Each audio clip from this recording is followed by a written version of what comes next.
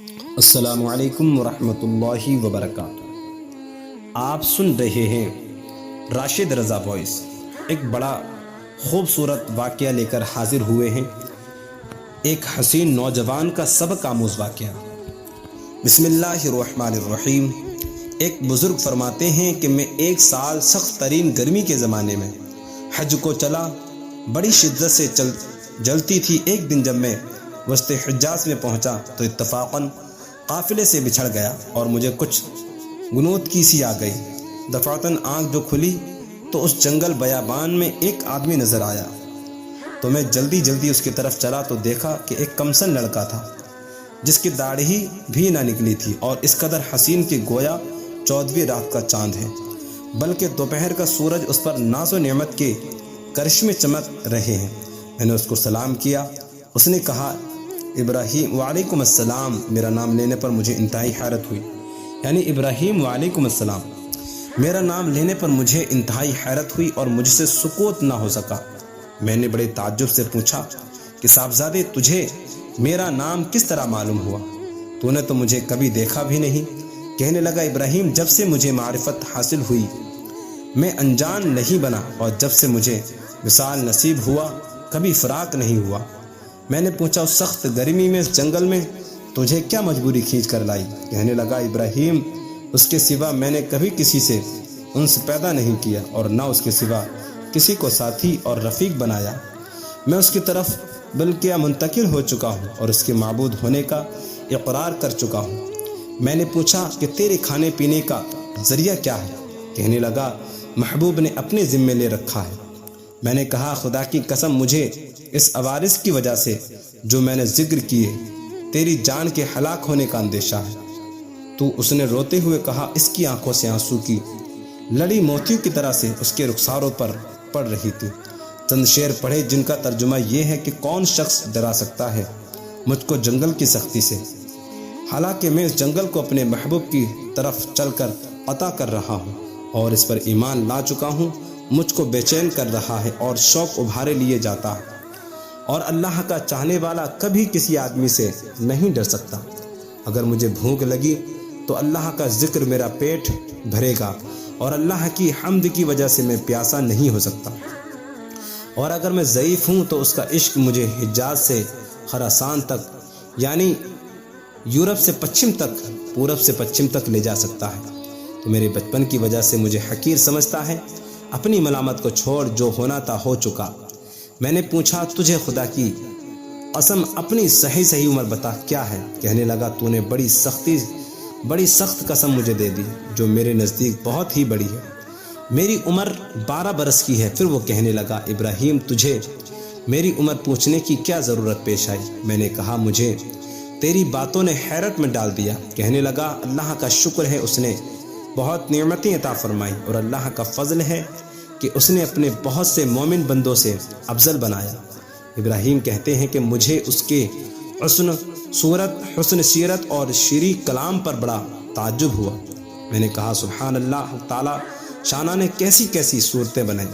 اس نے تھوڑی دیر نیچے کو سر جھکا لیا، پھر اوپر کی طرف نظر اٹھا کر بہت ترچھی اور کڑوی نگاہ سے مجھے دیکھا اور چند شعر پڑھے جن کا ترجمہ یہ ہے کہ اگر میری سزا جہنم ہو تو میرے لیے ہلاکت ہے، اس وقت میری یہ رونق اور خوبصورتی کیا بنائے گی؟ اس وقت میری ساری خوبیوں کو عذاب عیب دار بنا دے گا اور جہنم میں طویل عرصہ تک رونا پڑے گا، اور جبار جل جلالہ یہ فرمائے گا، اور بدترین غلام تو میرے نافرمانوں میں ہے۔ تو نے دنیا میں میرا مقابلہ کیا، میری حکم عدلی کی، تو میرے عہد و پیمان کو جوازل میں ہوئے تھے بھول گیا تھا، یہ میری قیامت کی ملاقات کو بھول گیا تھا۔ اے ابراہیم، تو اس دن دیکھے گا کہ فرما برداروں کے منہ 14ویں رات کی چاند کی طرح چمک رہی ہوں گے، اور حق تعالی شانہ اپنے اوپر سے انوار کے پردے ہٹا دے گا، جس کی وجہ سے یہ فرما بردار اس پاک ذات کی زیارت سے ایسے مبعوث ہو جائیں گے کہ اس کے مقابلے میں ہر نعمت اور ہر راحت کو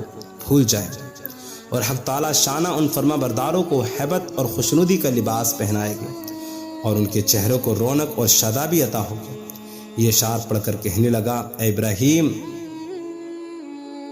دوست سے منقطع ہو گیا، اور وصال اس کو حاصل ہے جس نے اللہ تعالیٰ کی اطاعت سے حصہ لیا اور ابراہیم اپنے رفقا سفر سے بچھڑ گئے ہو۔ میں نے کہا ہاں میں ایسے ہی رہ گیا۔ تجھ سے اللہ کے واسطے سوال کرتا ہوں کہ تو میرے لیے دعا کرے کہ میں اپنے ساتھیوں سے جا ملوں۔ میرے اس کہنے پر اس لڑکے نے آسمان کی طرف دیکھا اور کچھ آہستہ آہستہ زبان سے کہا۔ مجھے اس کے ہونٹ حرکت کرتے ہوئے معلوم ہوئی۔ اس وقت مجھے دفعتاً نیند کا جھونکا سا آیا یا بے ہوشی سی ہوئی۔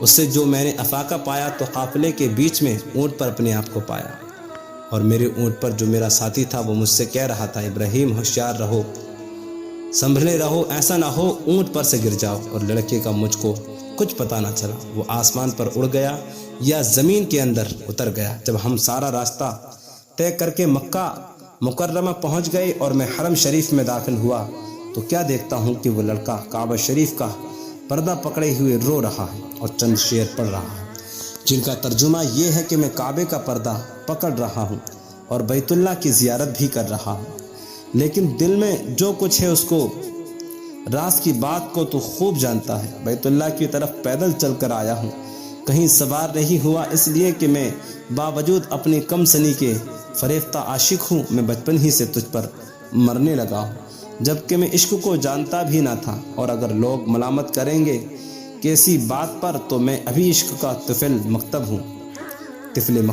اے اللہ، اگر میری موت کا وقت آ گیا ہو تو شاید میں تیرے وصل سے بہرہ یاب ہو سکوں۔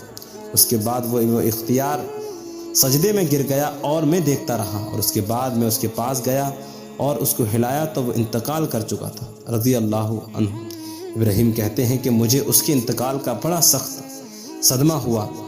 وہاں سے اٹھ کر اپنی قیام گاہ پر آیا اور اس کے کفن دینے کے لیے کپڑا لیا اور مدد کے لیے ایک دو آدمی ساتھ لی، اور وہاں پہنچا اس کو مردہ چھوڑ کر آیا تھا تو اس کی نعش کا کہیں پتہ نہ چلا۔ وہاں دوسرے حاجیوں سے دریافت کیا مگر کسی کو بھی پتہ نہ تھا۔ کسی نے اس کو دیکھا تو میں سمجھا کہ اللہ نے اس کو لوگوں کی آنکھوں سے پوشیدہ فرما کر رکھا تھا۔ میں وہاں سے اپنے قیام گاہ پر واپس آ گیا، وہ مجھے کچھ غنودگی سی آ گئی تو میں نے اس کو خواب میں دیکھا کہ وہ ایک بہت بڑے مجمع میں ہے اور سب سے پیش ہے، اور اس پر اس قدر نور چمک رہا ہے اور ایسی عمدہ جوڑے ہیں ان کی صفت بیان میں نہیں آ سکتی۔ میں نے اس سے پوچھا کہ تو وہی لڑکا ہے؟ کہنے لگا میں وہی ہوں۔ میں نے پوچھا کیا تیرا انتقال نہیں ہوا؟ اس نے کہا ہاں ہو گیا۔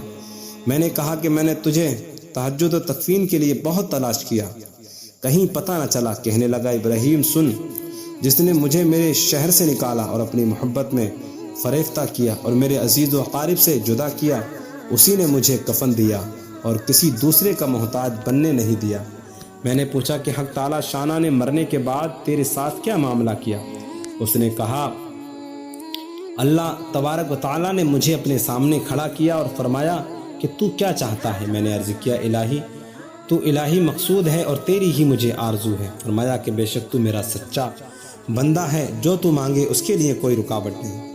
میں نے عرض کیا کہ میں یہ چاہتا ہوں کہ میرے زمانے کے تمام آدمیوں میں میری سفارش قبول فرما لے۔ ارشاد ہوا کہ ان سب کے بارے میں تیری سفارش مقبول ہے۔ ابراہیم کہتے ہیں کہ اس کے بعد اس لڑکے نے خواب میں مجھ سے رخصتی مصافحہ کیا اور میں نیند سے بیدار ہو گیا۔ میں نے حج کے حج کے ارکان باقی تھے وہ پورے کیے، مگر اس لڑکے کی یاد سے اور اس کے رنج سے میرے دل کو قرار نہ تھا۔ میں حج سے فارغ ہو کر واپس ہوا، لیکن حالت یہ تھی کہ راستے میں سارے قافلے یہ کہتے تھے کہ ابراہیم تیرے ہاتھ کی مہک سے ہر شخص حیران ہے کہ کیسی خوشبو آ رہی ہے، اور اس واقعے کی نقل کرنے والے کہتے ہیں کہ مرنے تک ابراہیم کے ہاتھوں میں سے وہ خوشبو آتی رہی۔ حاصل کلام یہ ہے کہ بے شک جو اللہ کی محبت میں ڈوب جاتا ہے اس کی کیفیت ایسے ہی ہو جاتی ہے، اور یقیناً اصل چیز جو اللہ اور اس کے رسول کی محبت ہی ہے۔ خوش نصیب ہے وہ مسلمان جو اللہ اور اس کے رسول کی محبت میں ڈوب کر زندگی گزارے۔ دعا ہے کہ اللہ ہمیں بھی اپنی حقیقی محبت نصیب فرمائے، اور یہ واقعہ پسند آیا تو ہمارے چینل کو ضرور سبسکرائب